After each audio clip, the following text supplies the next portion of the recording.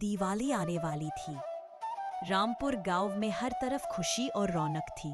घर घर में सफाई हो रही थी, औरतें आंगन में झाड़ू लगा रही थी, बच्चे पटाखों की बातें करते हुए हंस रहे थे। हवा में मिठाइयों और मिट्टी के दियों की खुशबू घुली हुई थी। पूरे गांव में बस एक ही चर्चा थी, इस बार की दिवाली सबसे सुंदर बनेगी। गांव के बीचों बीच लोग अपने घर सजाने में लगे थे। कोई रंगोली बना रहा था तो कोई दिए रंग रहा था। लेकिन गांव के किनारे एक छोटा सा मिट्टी का घर था जहां अकेले रहते थे हरी बाबा। सफेद दाढ़ी, सादा कपड़ा और चेहरे पर एक शांत मुस्कान। बाबा के पास न कोई परिवार था, न ज्यादा पैसे और न ही कोई जो उनके साथ त्योहार मनाए। जब पूरा गांव दिवाली की तैयारी में व्यस्त था, तब बाबा चुपचाप अपने पुराने मटकों के पास बैठे थे। उसी समय एक छोटी सी बच्ची गुड़िया वहां आई। उसने देखा कि बाबा के घर में अंधेरा है, कोई दिया नहीं जला। उसने मासूमियत से पूछा, बाबा आपके घर में दिवाली क्यों नहीं है? बाबा मुस्कुराए और बोले, बेटा मेरे लिए तो तुम सभी रोशनी हो। गुड़िया ने कुछ नहीं कहा, बस सोचती रह गई।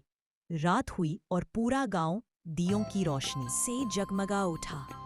हर घर में मिठाई बांटी जा रही थी, बच्चे आतिशबाजी चला रहे थे, मंदिरों से घंटियों की आवाज आ रही थी।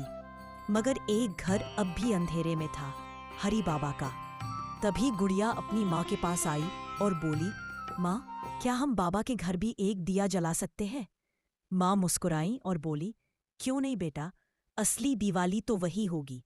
फिर गुड़िया, उसकी माँ और पिता मिलकर एक छोटा सा दिया लेकर बाबा के घर पहुंचे।